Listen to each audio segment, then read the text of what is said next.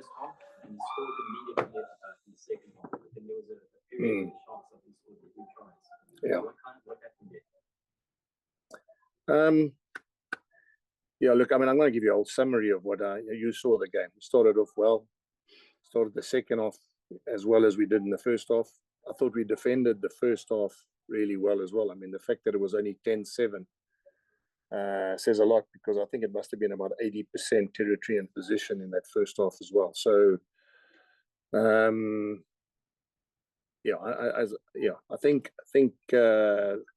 I wasn't too concerned in the first half, because I thought with all the ball they had, they didn't really take advantage of it, and all the territory they had, they never took advantage of it. So the message at halftime was, we get to 60 minutes, and then hopefully they'll make their changes, and then we'll put on our bench. And credit to them, and they put their bench on, because maybe it worked in their favor that they rotated, because they had so many yellow cards. They were reasonably fresh, and that takes nothing away from the fact that we weren't our best today. I mean, that's not how we played since I've been here. And we made, I mean, that's the second time we've played the Sharks with 13 and 12 men, and we looked as though we didn't understand that we had numerical advantage. So I'll have to obviously sit with them during the week and just go through the scenarios of where I think we could have been a little bit smarter.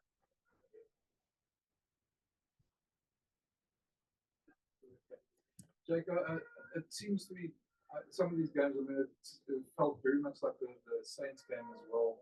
You guys got to the right positions. You had all the scoring chances. Yeah. They almost sucker punched you the 1-2 through your own mistakes. Twice, you know. And the one thing, Brenda, which again, I'm telling you something you would have seen. They got like sevens rugby players at the back there. Once they made line breaks, it wasn't like we could catch them. And generally what's happened against other teams is we've had the pace to either scramble and catch them from behind. If you remember the one time we got put away and Devon got caught by Yao Penke as well from the side, that generally hasn't happened. So, they scored long range tries, and the reason for that is because they outpaced us, and there's no substitute for speed.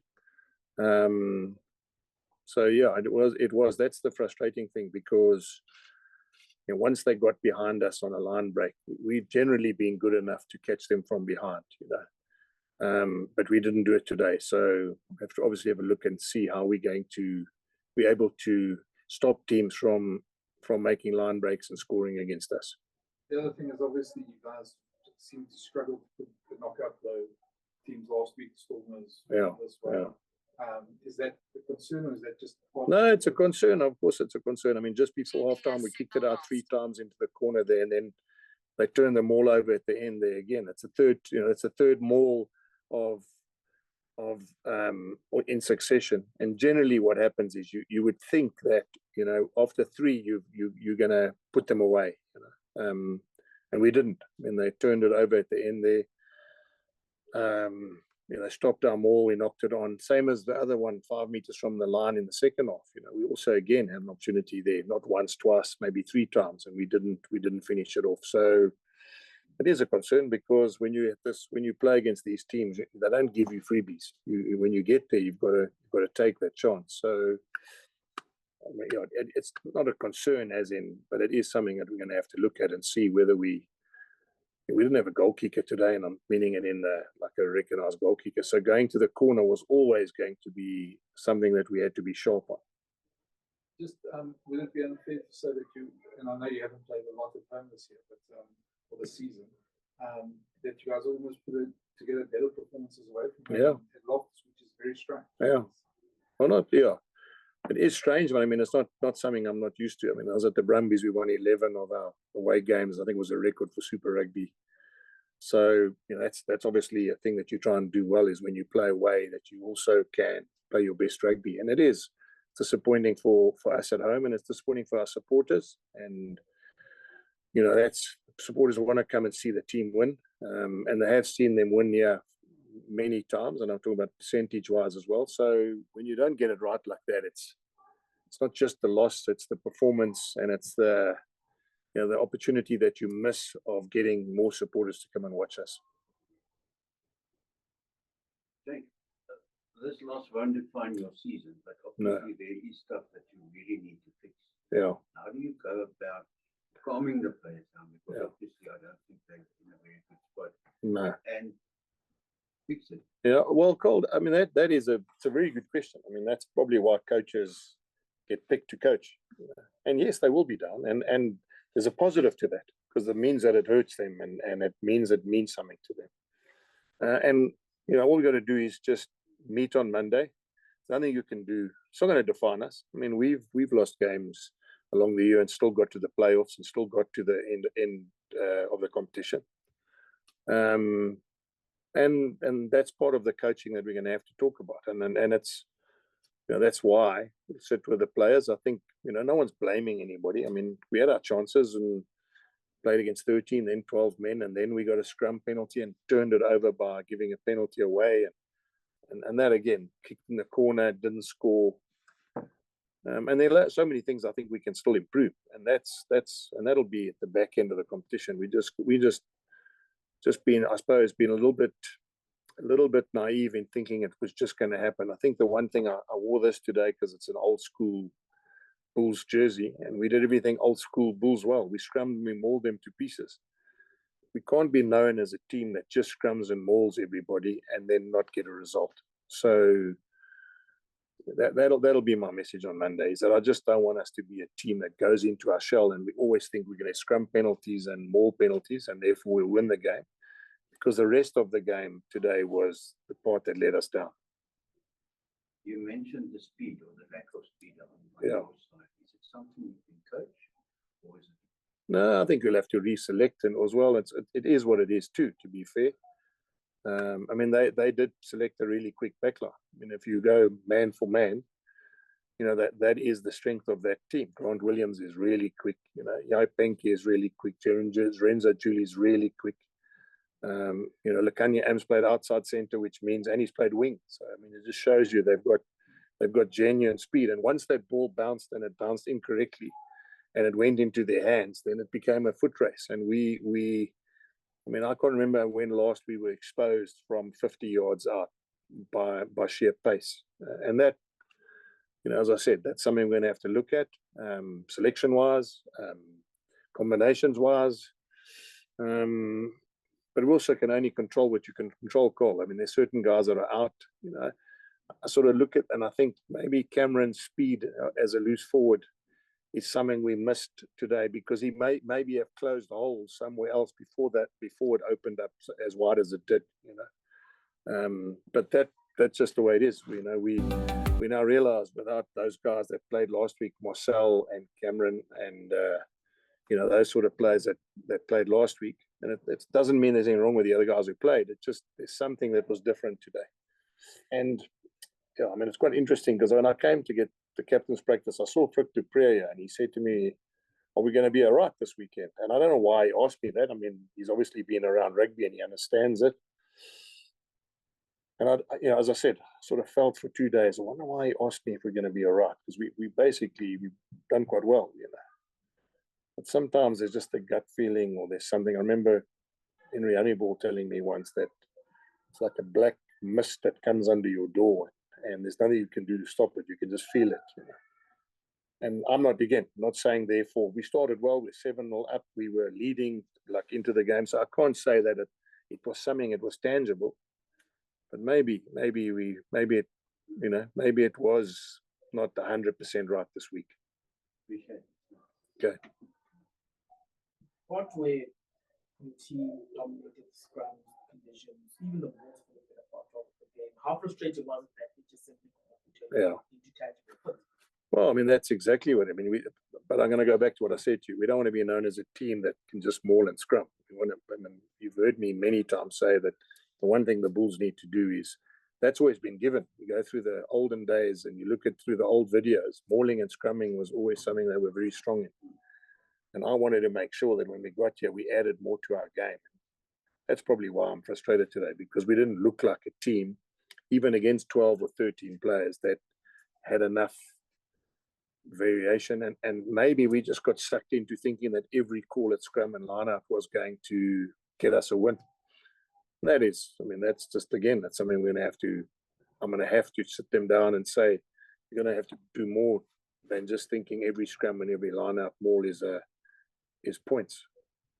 And this particular result, how does it show up in the South African dogs? Because one would say team A is the favorite, team B underdogs. Yeah. Then the end of the game just throws up a different result. No, I mean, are you surprised though? That's what I'm not surprised. I mean, today the Stormers got beaten by the Lions, and who would have thought that? And the Stormers have been dominating. But these derbies they're different. And it brings out the best. Some guys have been picked in the lineman camps. They go up another level. I think it's tough. I mean, I'm only saying this now while I'm thinking. To play 4 derbies in South Africa back to back is also a bit different to most other competitions, and also most of the other teams playing in this competition. I wonder, and again, I'm shooting from the hip here. I wonder if Leinster play Munster, Connacht, and Ulster on consecutive weekends, whether those games would also bring in a different result. And obviously the other franchise as well. I mean, if you think about it, these South African derbies have historically been known as the big games. I mean, that's why you see today 40,000 or whatever people came. I mean, because it's a big derby game, and that's always been part of our DNA and part of our culture in South Africa. Is when we play against each other, I mean, we don't hold back on anything. So, yeah, I'm not surprised. To answer your question, I'm not surprised that derby games do give those results or those sort of performances. You mentioned Springbok. Do they do these games now feel, though the be the same in the past, but do they feel like quasi Springbok trials or splash or short test matches? Well, I mean, I'd like to say no, but I mean, everyone's human. I mean, the reality is you get players for the first time getting announced to come to the camp. It's a normal thing. And the first thing you do is phone your parents or your family and say, I've been selected, which means that you would think that the guy thinks this is the time that I can really make a name for myself. And that's, so as much as I'd like to tell you no, everyone gets here and still sticks to their jobs. I mean, I think it's normal that any youngster in this country gets called to a national camp is going to have different emotions, and I suppose they handle it differently too. Jake, one of the questions that I asked you this week was, what were you expecting from the Sharks this weekend? And my answer was? You answered they're going to run it. So my question is, do you think, what could you guys have done differently from a preparation point of view? Or do you think it was today the lack of maybe experience, or guys not? I mean, there was, I think, 19 missed tackles, and I think there was 19 turnovers. So I mean, those are big mistakes for a URC team, especially like the Bulls. Do you think it was outplayed by the Sharks, or do you think the mistakes that the guys made was the big? No, I said to you, that's why I'm glad you answered. I said they're going to run and they're going to use their backs. And 2 tries came from the bounce of the ball and then a foot race between 7 backs and 7 backs. And that ball could have bounced anywhere. And for them, it obviously worked in their favor. And once they got ball to run onto and they could use their pace, we were always going to be up against it. The flow of the game should never have got to that. I mean, we had them under the pump, 12, 13 guys on the field. Props had both left the field. They had no winger because they had to take someone else off because of the fact that one prop was yellow carded and the other one was injured. So there's no excuses. I mean, I can't say to you, is there anything we've done this week that I would have changed, or we needed to catch the up and unders. We dropped a couple of unders. I mean, the last try came from getting bashed off the ball, in a contest. They scored. The other one got bounced on the halfway line. When it fell into someone's hands, they outpaced the outside backs and went and scored.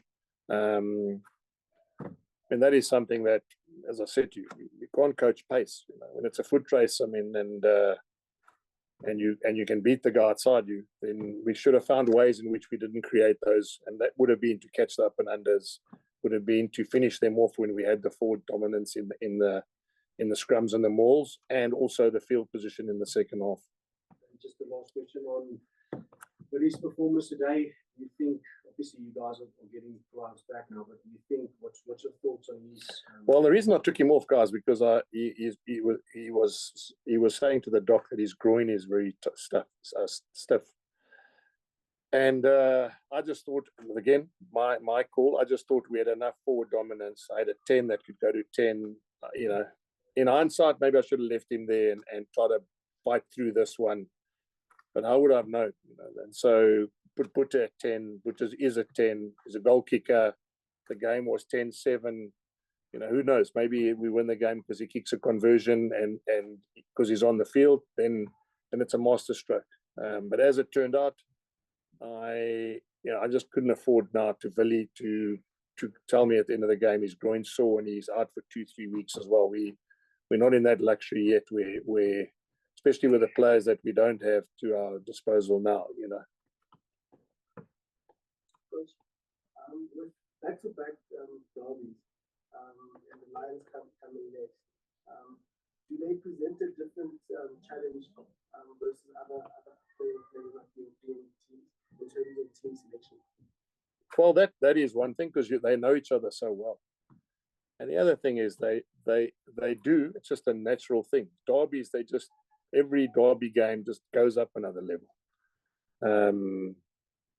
So it does influence the selection, but also you learn a lot about your team because they know who you got, and you know who they got. But I mean, I don't think it's one of those where you just make 10 changes now because you still got to keep cohesive combinations, and you still got to make sure that you still can build on the things that you did well today. And then, you know, people talk a lot about, coaches talk a lot about, but our scrum lineout was outstanding. I talk about mauling. Lineout, we lost 1 or 2 vital balls when we needed to. And at the end there, we scored a try when we were dead and buried. I know they did too, but what I'm saying is it could quite easily have gone the other way. And those are the positives you can build on for next week. Is that, you know, we know we're hurting. I mean, I saw in the change room, they're not happy. They don't like losing at home. They know that they had an opportunity today to jump ahead of the rest of the teams in the conference. But the challenge now is, as I said to Cole, it's Monday. We got to get to work and we got to make sure we find a way, selection-wise, game plan-wise, accuracy-wise, of making sure that we're prepared for the weekend. Coach, you came into this game having lost 3 captains. Yeah. How big do you feel a role that playing in a game like that, where for moments it was up for grabs, not too much in terms of points margins on either side? How big of a loss is that to not have certain figures in the team? 100%. Drive the team forward or calm the situation? Yeah. No, you hit the nail on the head. And again, it's not pointing fingers. I mean, Reinhard Ludwig's an unbelievable leader. He didn't do anything wrong. You know, he was trying to, again, if I think about it, him running the line out and captain. And I'm only giving you the answer now. I'm not saying it's the case. Maybe I need to have rethought that. Maybe it was a bit unfair on him. Run the line out, be the captain. But, you know, who knows? In a couple of weeks' time, couple of years' time, when he is leading the team and he's the incumbent captain and everyone goes, great master stroke, then everything will be positive. I remember sitting in front of you guys and saying, Ruan Nokia's the captain.